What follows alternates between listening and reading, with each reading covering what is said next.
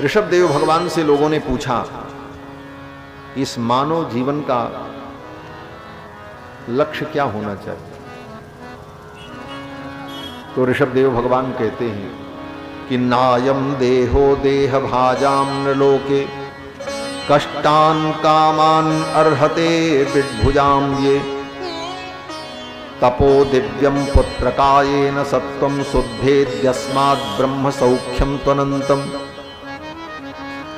ऋषभदेव भगवान ने कहा, हे पुत्रों, ये शरीर केवल संसार का भोग भोगने के लिए नहीं मिला। इस शरीर को पाकर के इतना तप कर लो, इतनी साधना कर लो कि उस ब्रह्म सुख को, ब्रह्मानंद को तुम प्राप्त कर लो, इसलिए ये शरीर मिला।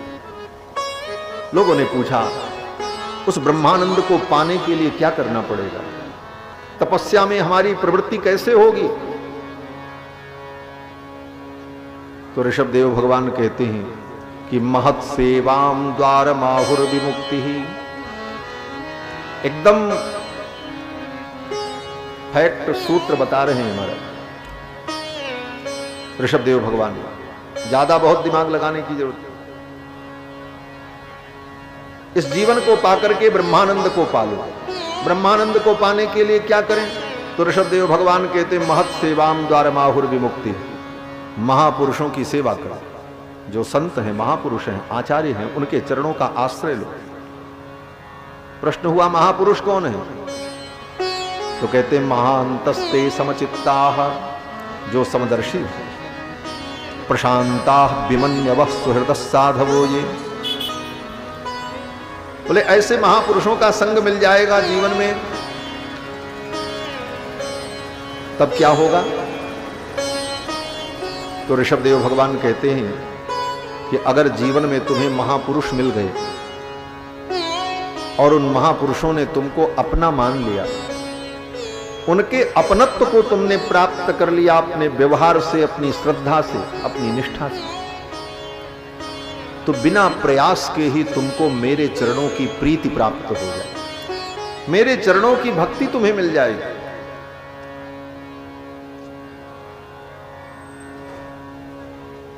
और जब मेरे चरणों की भक्ति मिल जाएगी, तुम्हारा कल्याण होगा। और मेरे चरणों की भक्ति नहीं मिली, बोले कुछ भी कर लो, तुम्हारा कल्याण होने वाला नहीं। प्रीतिर्न यावन मयि वासुदेवे न मुच्यते देह योगे न तावत। जब तक मुझ वासुदेव में तुम्हारी प्रीति नहीं होगी, तब तक तुम संसार के बंधन से मुक्त नहीं होगे। प्रश्न हुआ, ये बंधन क्या है? अब ऋषभदेव भगवान कहते हैं, देखो बंधन क्या है भी समझ लो। ऋषभदेव भगवान कहते हैं, ममता ही बंधन है। एक शब्द में मुक्ति है और एक शब्द में बंधन है। यह शब्द क्या है? गरुड़ पुराण में श्री गरुड़ जी महाराज भी इस बात को कहते हैं। सेम यही बात जो यहां है वो गरुड़ पुराण में है। क्या है? बोले द्वे पदे बंध मोक्षाय। बंधन और मुक्ति के लिए दो पद है। पद माने शब्द। द्वे पदे बंध मोक्षाय। क्या पद है? बोले न ममेति ममेति च। एक पद है न मम और दूसरा पद है मम। ये दो पद, एक बंधन एक मुक्ति। किस प्रकार? तो गरुड़ जी कहते हैं कि ममेति बध्यते जंतुर। ये जीव संसार में माया के बंधन में बंधा क्यों है? बोले मम के कारण, एक शब्द के कारण, बस मम। मम माने मेरा, और इसी ने बांध रखा है सबको। घर किसका? बोले मेरा। बेटा किसका? बोले मेरा। ये चीज किसकी? बोले मेरी।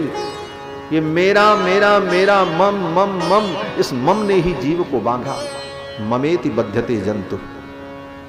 और मम का जो भाव है उसी को कहते हैं ममता। मम का जो समूह है उसी का नाम ममता। ममत्व की अनेकता ही ममता है। जैसे जन की अनेकता जनता। जनता किसे कहते हैं? बोले जना नाम समूह। जनों के समूह को जनता। तो मम का जो भाव है उसी का नाम ममता। ये मम मम मम, इसी से हम बंधे। और मुक्ति क्या है? बोले नामम, मेरा नहीं है। नामम, सब कुछ होते हुए भी ये भाव दृढ़ करो हृदय में, नामम, मेरा नहीं है। किसका है? बोले भगवान का है, मेरा नहीं। ये शरीर, बोले नामम, ये भी मेरा नहीं है। किसका है? बोले भगवान का।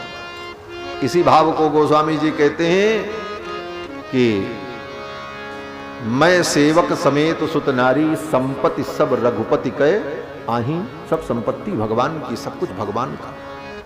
ये शरीर भी मेरा नहीं है।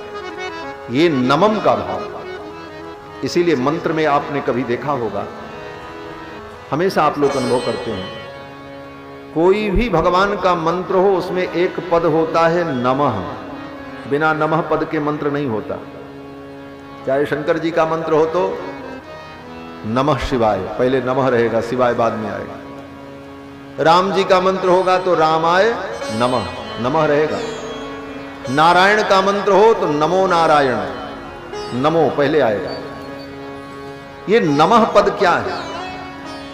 किसी भी मंत्र में एक पद होता है नमः और दूसरा पद होता है उस इष्ट देवता का नाम, और उस नाम में चतुर्थी विभक्ति।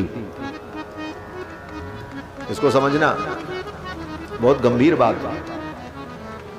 जब रहस्य ग्रंथों को पढ़ेंगे तब ये बातें मिलती हैं। दो शब्द होता है, नमः और देवता का नाम और चतुर्थी विभक्ति। और कहा जाता है इसी मंत्र को जपो, रामाय नमः, रामाय नमः, शिवाय नमः, गणेशाय नमः, जो भी मंत्र। तो वहां पर चिंतन क्या करना? बोले नमः शब्द जो है उसका एक अर्थ तो नमस्कार है, नमः माने प्रणाम। लेकिन नमः का दूसरा एक अर्थ जो ग्रहण किया जाता है भक्ति के सिद्धांत में,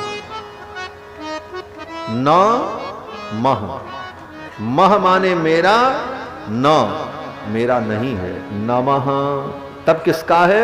बोले रामाय, चतुर्थी विभक्ति है। और चतुर्थी विभक्ति को क्या कहते हैं व्याकरण में? कर्ता, कर्म, करण और संप्रदान। चतुर्थी विभक्ति को क्या कहते हैं? संप्रदान।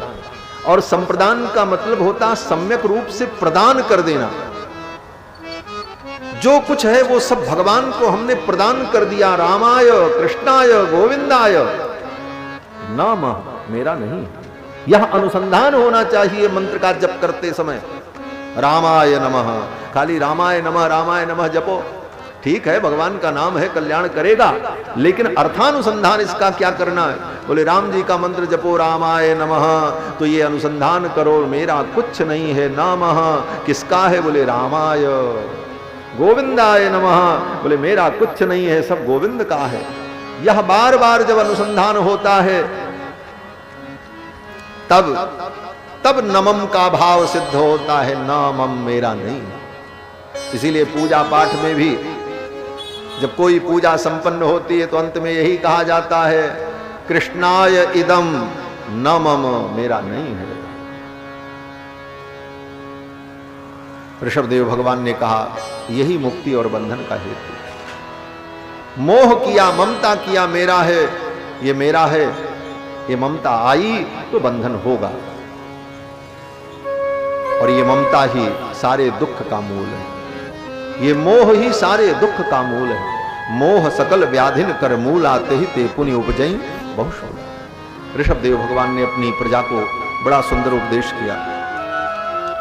एक दिन ऋषभदेव भगवान इसी प्रकार भारत में भ्रमण करते हुए उत्तर से लेकर दक्षिण तक भ्रमण करते रहे, जंगलों में, पहाड़ों पर। एक दिन जंगल में आग लग गई, और जंगल में आग लगी तो उसी अग्नि में अपने शरीर को उन्होंने त्याग दिया, ऋषभदेव भगवान। अब यहां पर एक बड़ा गंभीर प्रसंग सुखदेव जी कहते हैं कि ऋषभदेव भगवान ने तो परमहंस धर्म का पालन किया, लेकिन आगे चल करके इन्हीं के वंश में सुमति नाम के जो राजा हुए, उन लोगों ने, उनके वंशजों ने ऋषभदेव भगवान की पदवी का अनुवर्तन किया, उनकी नकल की। और नकल करके उन्होंने एक अलग पंथ चलाया। केशो लुंचनादीनी कलिना अधर्म बहुले नाप हृतधियो ब्रह्म ब्राह्मण्य यज्ञ पुरुष लोक विदूषकाः। ऋषभदेव भगवान तो परमहंस थे, लेकिन उनके वंश में उत्पन्न होने वाले सुमति ने इसी को, इसके रहस्य को न समझकर एक अलग पंथ चलाने का प्रयास किया, जिस पंथ में केश लुंचनादि, ये जैन धर्म की ओर संकेत हो रहा है भागवत में। इसीलिए जैन धर्म के लोगों ने ऋषभदेव को अपना आदि पुरुष माना। वेदव्यास जी कहते हैं कि ये लोग क्या करेंगे, बोले कलयुग में कलिना अधर्म बहुलेन, कलयुग आने पर अधर्म की बहुलता होने पर उपहत धियो, जिनकी बुद्धि मारी गई, और परिणाम क्या हुआ, बोले ब्रह्म ब्राह्मण यज्ञ पुरुष विदूषकाः। ब्रह्म परमात्मा और ब्राह्मण और यज्ञ, इनकी निंदा करने वाले ये लोग हो जाएंगे और वैदिक मार्ग से विमुख होकर नास्तिक हो जाएंगे, अनीश्वरवादी हो जाएंगे। इसीलिए जैन सिद्धांत आज भी अनीश्वरवादी है। जैन धर्म ईश्वर को नहीं मानता, वो कहता है ईश्वर नाम की कोई चीज नहीं। आगे कथा आती है, इन्हीं के पुत्र महात्मा भरत हुए, जिनके नाम पर इस देश का नाम भारतवर्ष पड़ा। वो महात्मा जो भरत थे, उन्होंने भी अपने पिता के पद चिन्हों पर चलकर प्रजा का पालन किया और समय आने पर अपना राज्य छोड़कर जंगल में तप करने गए।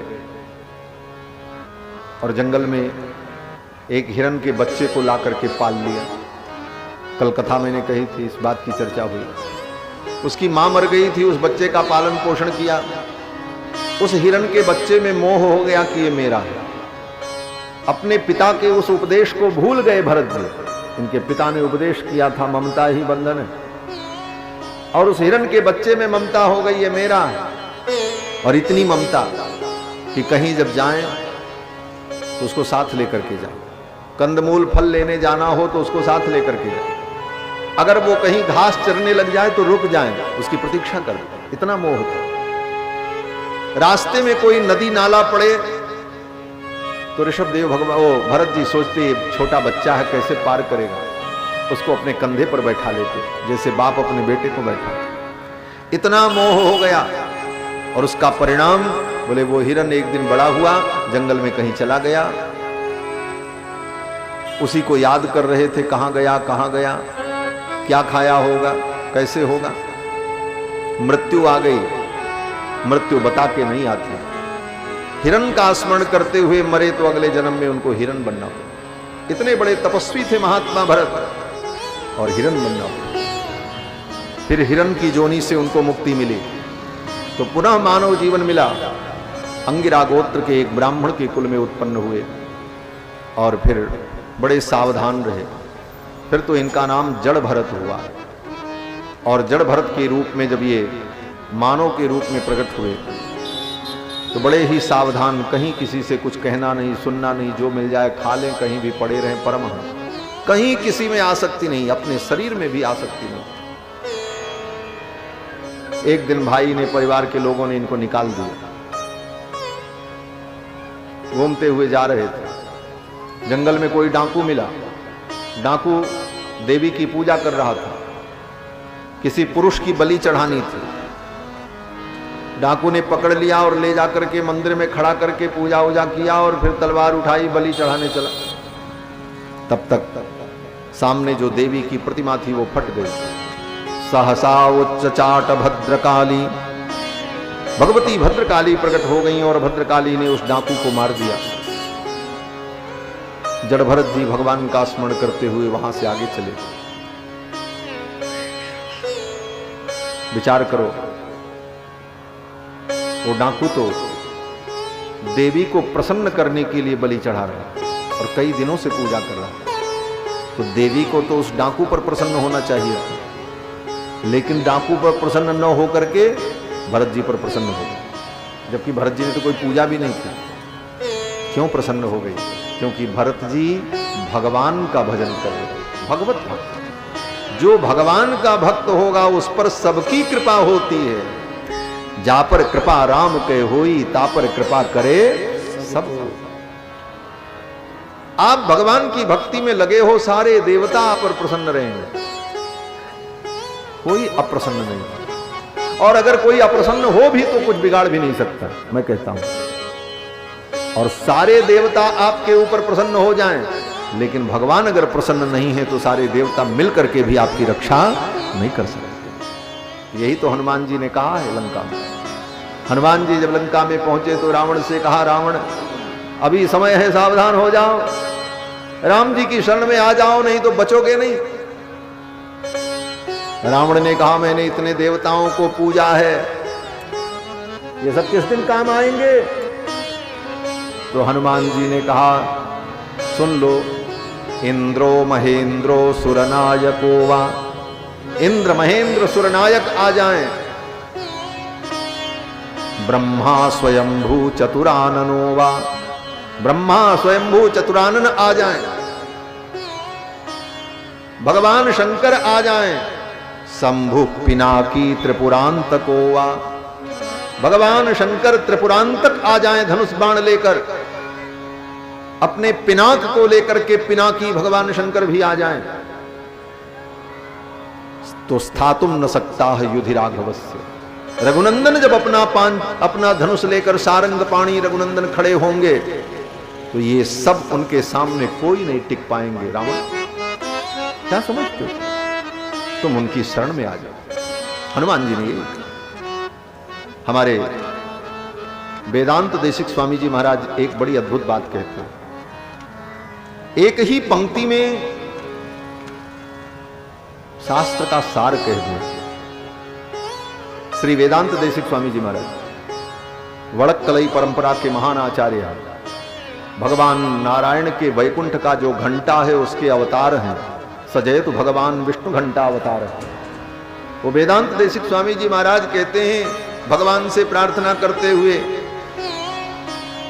कि त्वयि प्रवृत्ते मम किम प्रयासई, हे प्रभु अगर आप मेरी रक्षा करने के लिए प्रवृत्त हैं तो मुझे कोई प्रयास करने की जरूरत नहीं।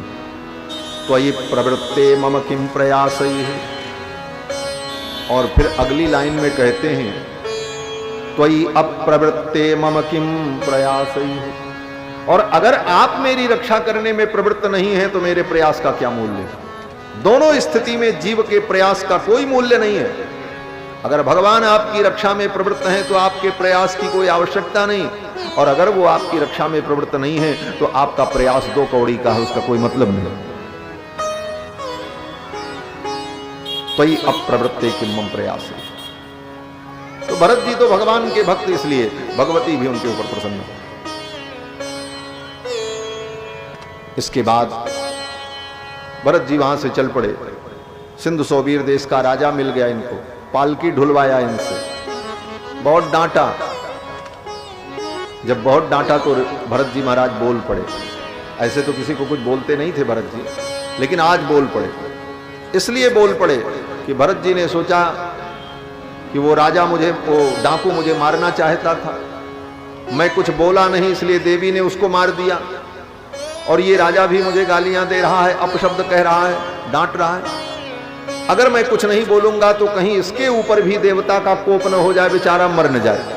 इसलिए दया के परवश होकर के भरत जी बोल पड़े, राजन तुम मुझे मोटा मोटा कह रहे हो, तुम मुझे ऐसा कह रहे हो, ये सब धर्म तो शरीर का है, आत्मा का नहीं है। राजा रघुगण आश्चर्यचकित हो गया। तब तक उसकी दृष्टि कंधे पर पड़े यज्ञोपवीत पर गई। राजा रघुगण ने कहा, कस्तम निगूढ़श्चरसित द्विजानाम बिभर्ष सूत्रम कतमोवधूतः। हे अवधूत, आप कौन हो? आपके कंधे पर यज्ञोपवीत है, लगता है आप ब्राह्मण। फिर तो राजा ने बड़ी विनम्रता से पूछा। तो जड़ भरत जी ने राजा को तत्व का उपदेश किया है। ये सब कथा सुखदेव जी ने राजा परीक्षित को सुनाई। फिर आगे 7 द्वीप वाली इस पृथ्वी का वर्णन, उसमें जम्बूद्वीप, जम्बूद्वीप के अनेक वर्षों का वर्णन, और इन्हीं वर्षों के वर्णन के क्रम में सुखदेव जी ने राजा परीक्षित को नरक का वर्णन करके सुनाया। 21 प्रकार के नरक का वर्णन करके सुनाया, कौन सा पाप करने पर कौन से नरक की प्राप्ति होती है। राजा परीक्षित डर गए, पाप तो सबने किया, इस नरक से बचने का उपाय क्या है? तो सुखदेव जी ने कहा, राजन, केवल भगवान की भक्ति से जीव के जन्म जन्मांतर के पाप नष्ट हो जाते हैं। केचित केवलया भक्त्या वासुदेव परायणाः अघम धुन्वन्ति कार्ष्णेन निहारमेव भास्कर। राजा परीक्षित ने कहा, केवल भगवान की भक्ति से जन्म जन्मांतर के पाप नष्ट हो जाएंगे? सुखदेव जी ने कहा हाँ। तो सुखदेव जी ने एक उदाहरण दिया, अजामिल की कथा सुनाई। वो कथा आपको मालूम है, अजामिल पापी था, जीवन भर अजामिल ने सारे पाप कर्म किए, ब्राह्मण था, लेकिन एक वेश्या के संसर्ग में आकर के पतित हो गया, सारे पाप कर्म करने लगे। लेकिन अपने बेटे का नाम उसने नारायण रखा। जब यमराज के दूत उसे लेने आए तो भयभीत होकर उसने अपने बेटे को पुकारा, नारायण बचाओ। इतना कहते ही भगवान के सेवक आ गए, यमराज के दूतों को डांट करके भगा दिया, अजामिल को बचा लिया। इस दृश्य को अजामिल ने बिस्तर पर पड़े पड़े देखा। अजामिल को सद्बुद्धि आ गई, मैंने अपने बेटे नारायण को बुलाया, भगवान के दूत आ गए, अगर मैं प्रेम से भगवान का नाम लेता तो भगवान की मेरे ऊपर कितनी कृपा हुई। उसी दिन उसने अपने सारे पाप कर्म छोड़ दिए और जीवन में जो शेष समय बचा था, पूरा जीवन तो पाप ही किया था, जो शेष समय बचा था उस समय में उसने भगवान की भक्ति की, भजन किया। हरिद्वार में जाकर गंगा के तट पर उसने खूब भजन किया, खूब भगवान के नाम का जप किया, और इसी जीवन में सारे पाप से मुक्त होकर के वो वैकुंठ का अधिकारी हुआ।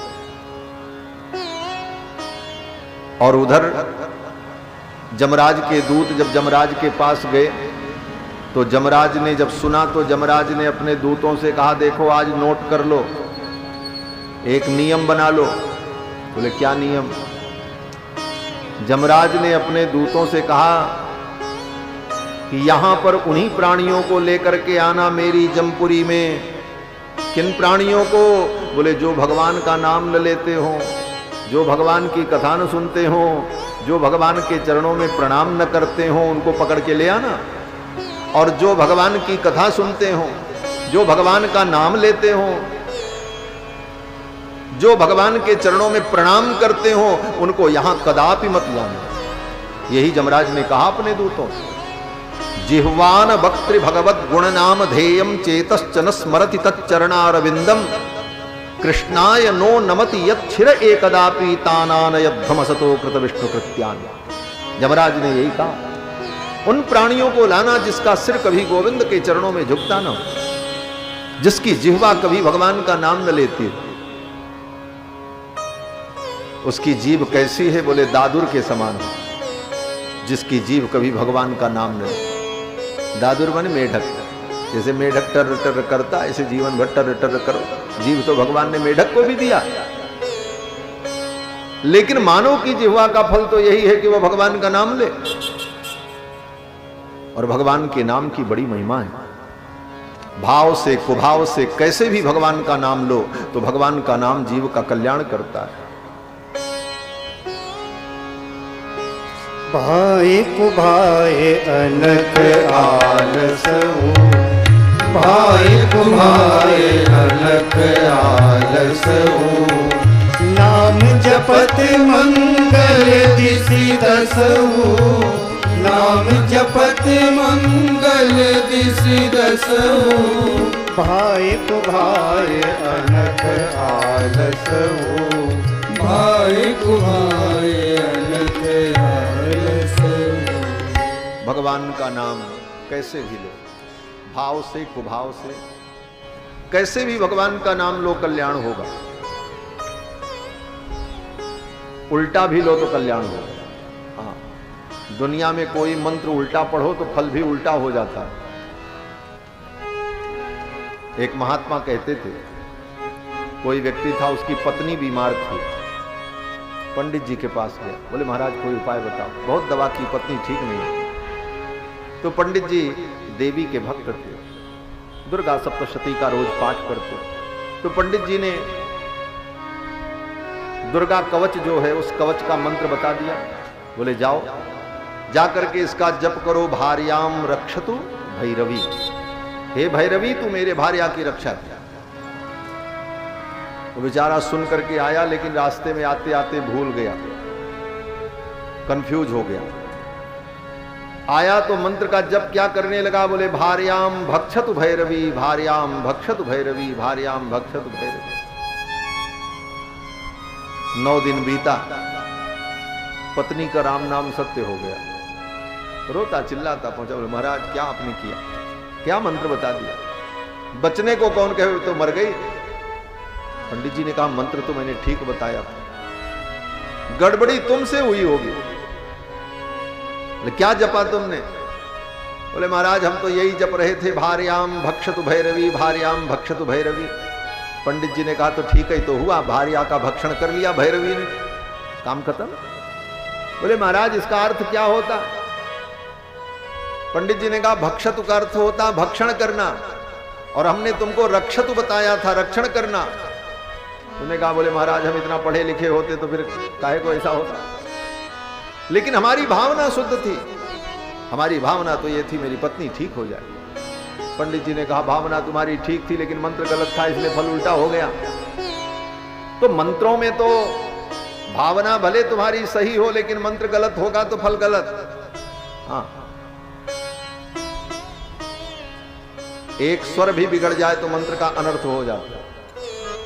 स्वरतो वर्णतो मिथ्या प्रयुक्तो न तमर्थमा, सवाग वज्रो जजमानम हिनस्तु, यथेंद्र शत्रु स्वरतो पर आधार। भागवत में कथा है, एक स्वर गड़बड़ हो जाए तो अर्थ का अनर्थ। लेकिन भगवान का नाम, बोले भगवान का नाम महामंत्र है।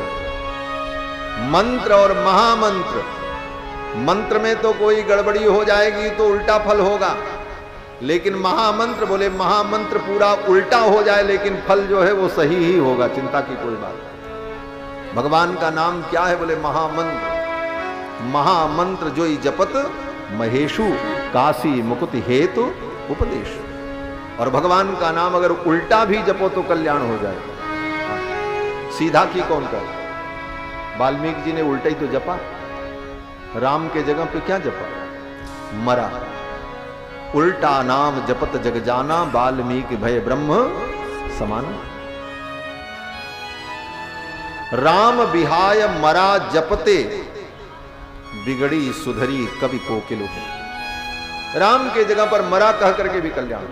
तो भगवान का नाम तो कैसे भी लो, भगवान का नाम कल्याण कर। एक कथा है, एक कोई मलेच्छ था, मैदान में गया शौच औच करने, नित्य क्रिया करने। तब तक कहीं से एक सूअर आ गया और सूअर ने उसको मारा। तो मलेच्छ के लिए तो सूअर हराम होता है। उस मलेच्छ ने कहा हराम ने मारा, और जैसे ही कहा हराम ने मारा तब तक बेचारा मर गया। हराम कह करके मरा, और उस हराम में राम शब्द आ गया, इसलिए उसको भी परम गति की प्राप्ति है। ये भगवान के नाम की। हराम कह करके तर गया, जवन हराम राम कही तर गए सदन कसैया। भगवान के बहु सोच पोच, अल्पतो अवधि जीवता में बहु सोच पोच, करीबे को बहुत कुछ काह काह कीजिए। पारना पुराणन को वेदहूं को अंत नहीं, वाणी तो अनंत मन कहाँ कहाँ दीजिए। काव्य की कला अनंत छंद को प्रबंध बहु, राग तो रसीली रस कहाँ कहाँ पीजिए। सब बातन की एक बात तुलसी बताए जात, जन्म जो सुधारा चाहो राम नाम लीजिए। जन्म जो सुधारा चाहो राम नाम। भगवान का नाम, और पूरे रामायण में भगवान का नाम ही तो है। गोस्वामी जी से किसी ने पूछा आपके रामायण में क्या है? गोस्वामी जी ने कहा केवल भगवान का नाम है और कुछ नहीं। यही मह रघुपति नाम उदारा, अति पावन पुराण श्रुति सारा। अजामिल की कथा के माध्यम से सुखदेव जी ने राजा परीक्षित को भगवान के नाम की महिमा का वर्णन सुनाया। फिर 6वें स्कंद में वृत्रासुर की कथा सुनाई। वृत्रासुर भगवान का परम भक्त था। मरते समय भगवान की बड़ी सुंदर स्तुति की और भगवान का स्मरण करके भगवान को प्राप्त हो गए। आगे 7वें स्कंद में सुखदेव भगवान ने राजा परीक्षित को भक्त प्रहलाद की कथा सुनाई। 7वां स्कंद पूरा अकेले प्रहलाद जी का चरित्र है। 7वें स्कंद में केवल प्रहलाद जी का चरित्र। परम भागवत श्री प्रहलाद जी महाराज हिरण्यकश्यपु के पुत्र, पिता ने इनको मारने का बहुत उपाय किया। तुम मेरी भक्ति करो, भगवान की भक्ति मत करो। अंत में एक दिन जब हिरण्यकश्यपु सारे उपाय करके थक गया प्रहलाद जी को मारने का,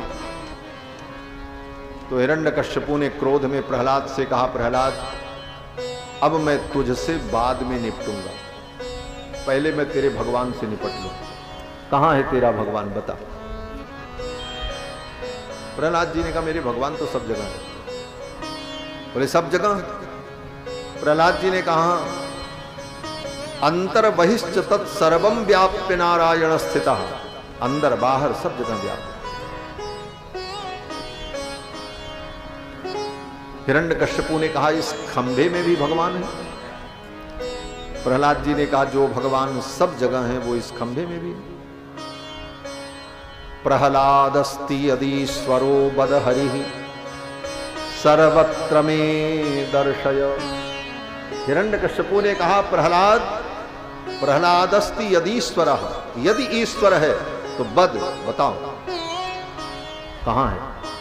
तो प्रहलाद जी ने कहा सर्वत्र। वो सर्वत्र? तो हिरण्यकश्यपु ने कहा दर्शय, मुझे दिखाओ। प्रहलादस्ति यदीश्वरो बदहरि सर्वत्र में दर्शय।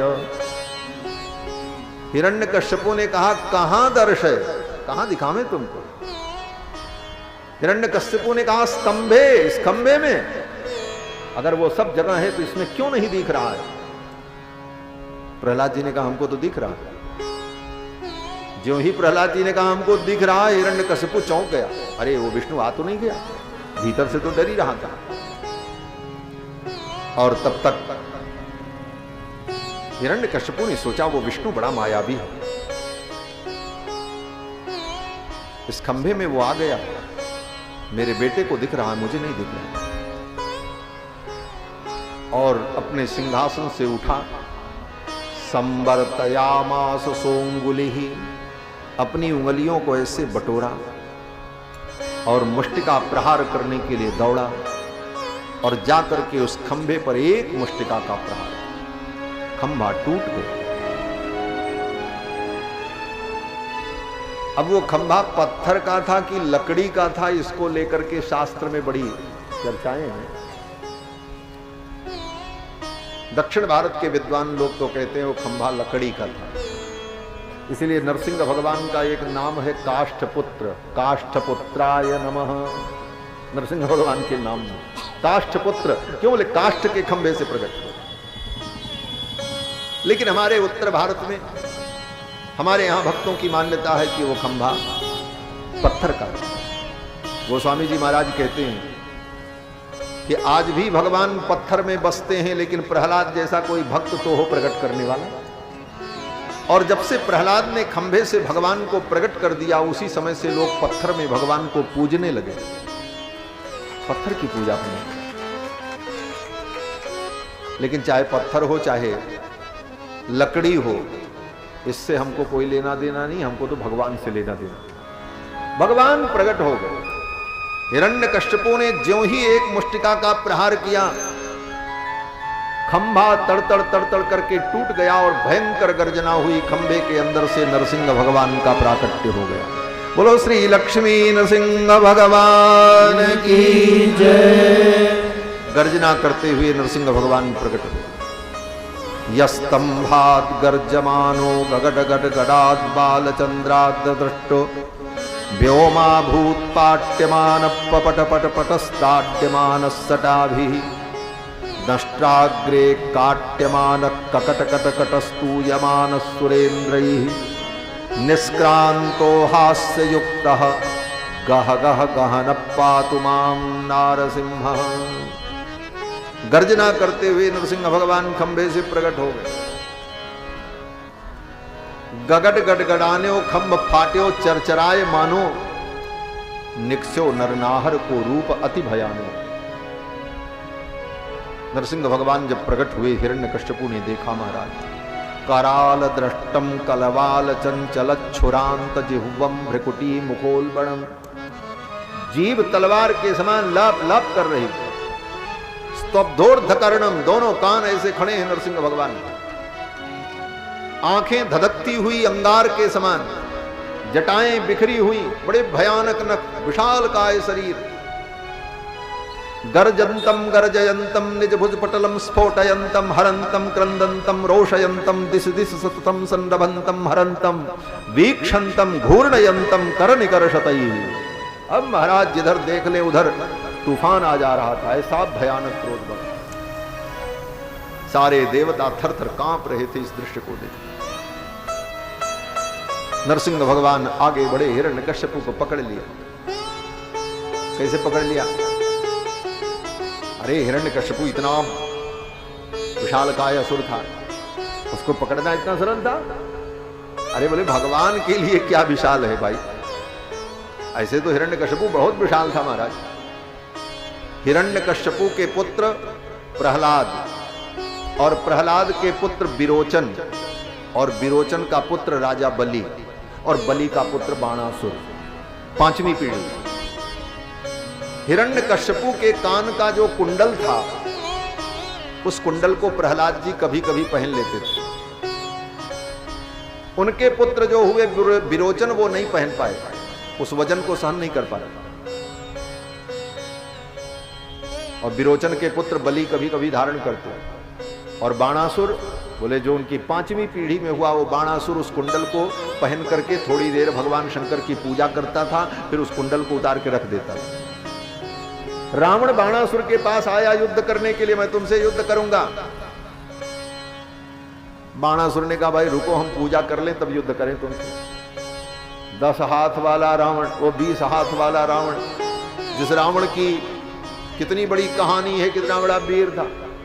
वो रावण आया और रावण ने आकर के बाणासुर से कहा मुझे द्वंद्व युद्ध प्रदान करो, मैं तुमसे युद्ध करूंगा, मैं युद्ध मांगने आया हूं। बाणासुर ने कहा मैं पूजा कर लूं तब युद्ध करूं, और तुमको बहुत जल्दी है तो मेरा एक काम करो। बोले क्या? बाणासुर ने कहा वो मेरे प्रपितामह का जो कान का कुंडल रखा है उस कुंडल को पहन करके मैं पूजा करता हूं, उस कुंडल को तुम लेकर के आओ, मैं धारण कर लूं, पूजा कर लूं, फिर मैं तुमसे युद्ध करूं। रावण गया उस कुंडल को उठाने के लिए। 1 हाथ 2 हाथ 3 हाथ 4 5 10 20 20 भुजाओं लगा करके भी वो रावण कुंडल उठा नहीं पाए, जिस कुंडल को हिरण्यकश्यपु अपने कानों में धारण करता। रावण ने सोचा जिस कुंडल को मैं अपनी 20 भुजाओं के द्वारा उठा नहीं पाया, उस कुंडल को कानों में पहन करके बाणासुर पूजा करता है भगवान शंकर की, मैं क्या इससे युद्ध करूंगा। रावण चुपचाप वहीं से उल्टे पांव लौट करके चला गया। बाणासुर प्रतीक्षा करता रहा कि रावण अब कुंडल लेकर के आएगा तब हम पूजा शुरू करें। बहुत देर हो गई, मुहूर्त बीतने लगा तो बाणासुर ने अपने सेवकों से कहा भाई वो 20 हाथ का और 10 सिर वाला जो अद्भुत प्राणी आया था केकड़ा के समान, वो कहां गया? सेवकों ने कहा महाराज वो तो कब का चला गया। अच्छा, तब जाकर के बाणासुर ने अपने हाथों से कुंडल को उठा करके कान में पहना और भगवान शिव की पूजा की, और उस कुंडल को हिरण्यकश्यपु अपने कानों में धारण कर। कल्पना करो, उसी का भाई था हिरण्याक्ष, जिसने सारी पृथ्वी को फुटबॉल के समान उठा लिया और लेकर के चला गया। और भगवान नरसिंह ने उसको कैसे पकड़ा? बोले जैसे बिल्ली किसी छोटे से चूहिया को छोटे से चूहे के बच्चे को बिल्ली अपनी मुट्ठी में पकड़ ले, उसी प्रकार नरसिंह भगवान ने हिरण्यकश्यपु को ऐसे ही पकड़ा, एक बार में कच्च से उठा लिया और लाकर अपनी जंघाओं पर लिटाकर नरसिंह भगवान ने उसकी सारी प्रतिज्ञाएं उसे याद दिलाई और अपने नख के द्वारा नरसिंह भगवान ने हिरण्यकश्यपु के वक्षस्थल को विदीर्ण कर दिया। वक्षस्तस्य विदारयन् निजनखैः वात्सल्यमापादयन् आर्तत्राणपरायणः स भगवान् नारायणो मे गतिः। नखांकुरोत्पाटित हृत्सरोरुहम्, अपने नखों के द्वारा भगवान ने हिरण्यकश्यपु के वक्षस्थल को विदीर्ण कर दिया, उसकी आंतों को बाहर निकाल लिया, पेट फारी के फर्र सर्रते आंत निकाली, सारी आंतों को बाहर निकाला। और जब पेट को फाड़ा नरसिंह भगवान ने, पेट फटने पर जो खून का छींटा उड़ा, उस खून के छींटे से नरसिंह भगवान का मुख खून से लथपथ हो गया। नरसिंह भगवान की जो जटाएं थी, उन जटाओं से खून टपकने लगा। इस भयानक रूप को देखकर सभी देवता कांपने लगे। बड़ी लंबी